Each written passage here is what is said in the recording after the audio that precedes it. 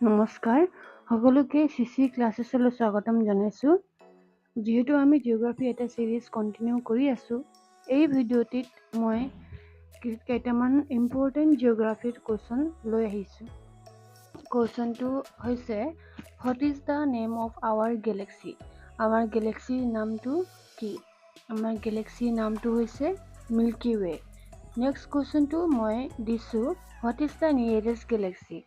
যিহেতু আমাৰ গেলেক্সিৰ নাম মিল্কি ৱে, গতিকে আমাৰ আটাইতকৈ ওচৰত থকা গেলেক্সিটোৰ নাম হৈছে এণ্ড্ৰমেডা। এতিয়া নেক্সট কুৱেশ্যন আছে what is the speed of sun? সূৰ্যৰ ভেলচিটি কিমান?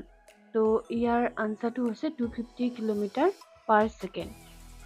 What is the nearest star to the earth? আমাৰ পৃথিৱীৰ আটাইতকৈ ওচৰত থকা তৰাটো হৈছে সূৰ্য।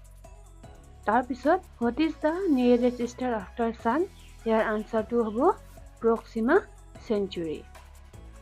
নেক্সট কুৱেশ্যনটো আছে how many star are present in Ursa Minor? উৰ্ছা মাইনৰক অসমীয়াত সপ্তৰ্ষি বুলি কোৱা হয়, আৰু নামৰ পৰা আমি ক'ব পাৰিছোঁ ইয়াত 7টা তৰা থাকে। আৰু ই হৈছে এটা তৰামণ্ডল, আৰু ইংলিছত ইয়াক কনষ্টেলেশ্যন বুলি কোৱা হয়। আৰু এই উৰ্ছা মাইনৰৰ ওচৰত থকা তৰাটোৰ নাম হৈছে পলাৰ ষ্টাৰ, যাক অসমীয়াত ধ্ৰুৱ তৰা নামেৰে জনাজাত।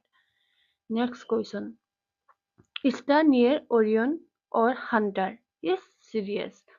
এতিয়া অৰিয়ন আৰু হাণ্টাৰো হৈছে এটা তৰামণ্ডল, কনষ্টেলেশ্যন। তো ইয়াৰ ওচৰত থকা তৰাটো হৈছে চিৰিয়াছ, যাক ব্ৰাইটেষ্ট ষ্টাৰ বা ডগ ষ্টাৰ নামেৰে জনাজাত। আৰু এই অৰিয়ন বা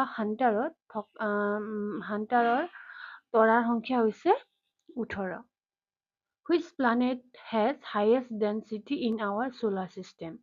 আমাৰ সোলাৰ চিষ্টেমত যিবোৰ প্লানেট আছে তাৰে ভিতৰত আটাইতকৈ বেছি ডেনচিটি থকা প্লানেটটো হৈছে আৰ্থ, আৰু লৱেষ্ট ডেনচিটি থকাটো হৈছে Saturn. Nearest planet to earth? আমাৰ পৃথিৱীৰ আটাইতকৈ ওচৰত থকা প্লানেট। নেক্সট শ্লাইডত আমি চাওঁ smallest planet in our solar system. ইয়াৰ আনচাৰটো হৈছে মাৰ্কিউৰী। মাৰ্কিউৰী হৈছে আটাইতকৈ সূৰ্যৰ আটাইতকৈ ওচৰত থকা প্লানেট। লগতে আমাৰ সোলাৰ চিষ্টেমৰ ভিতৰতকৈ আটাইতকৈ ফাষ্টেষ্ট ৰিভলিউশ্যন কৰে। এতিয়া ৰিভলিউশ্যন আৰু ৰোটেশ্যন এই দুটাৰ মাজৰ পাৰ্থক্যটো আমি আগৰ ভিডিঅ'ত ডিছকাছ কৰিছোঁ, আপোনালোকে চাব পাৰে। হটেষ্ট প্লানেট, আমাৰ সোলাৰ চিষ্টেমৰ আটাইতকৈ হটেষ্ট প্লানেটটো হৈছে Venus. Which planet is called red planet? ৰঙা গ্ৰহ বুলি কাক কোৱা হয়? ইয়াৰ আনচাৰটো হৈছে মাৰ্চ, কাৰণ ইয়াত প্ৰচুৰ পৰিমাণে আইৰণ অক্সাইড পোৱা যায়, যাৰ কাৰণে এই প্লানেটৰ ৰংটো আমি ৰঙা দেখি পাওঁ। তাৰপিছত মাৰ্চৰ দুটা ছেটেলাইট আছে, দুটা উপগ্ৰহ আছে, ফেবছ আৰু ডাইমছ। তাৰে ভিতৰত ডাইমছটো হৈছে smallest satellite in our solar system. আমাৰ সোলাৰ চিষ্টেমত যিমান আৰু উপগ্ৰহ আছে তাৰে ভিতৰত ডাইমছটো হৈছে আটাইতকৈ সৰু, স্মলেষ্ট।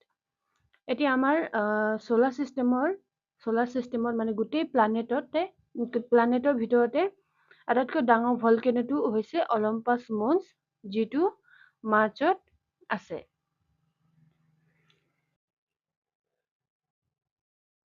এতিয়া নেক্সট কুৱেশ্যনটো হৈছে which planet is called green planet and why? যেনেকৈ আমি ৰেড প্লানেটটো মাৰ্চ বুলি ক'লোঁ, সেনেকৈ গ্ৰীণ প্লানেটো আছে। ইয়াৰ নামটো হৈছে ইউৰেনাছ। ইয়াৰ কাৰণটো হৈছে ইয়াত মিথেনৰ পৰিমাণ বেছি আছে, সেইকাৰণে আমি ইয়াক দেখিবলৈ গ্ৰীণ কালাৰ দেখি পাওঁ। এতিয়া what is called the scientific study of moon? এতিয়া যিটো আমাৰ মুন আছে, যিটো আমাৰ চন্দ্ৰ আছে, তাৰ যিটো চাইণ্টিফিক ষ্টাডি তাক কোৱা হয় চেলেনলজি।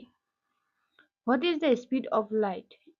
লাইটৰ স্পীডটো হৈছে 3 × 10⁸ মিটাৰ পাৰ ছেকেণ্ড।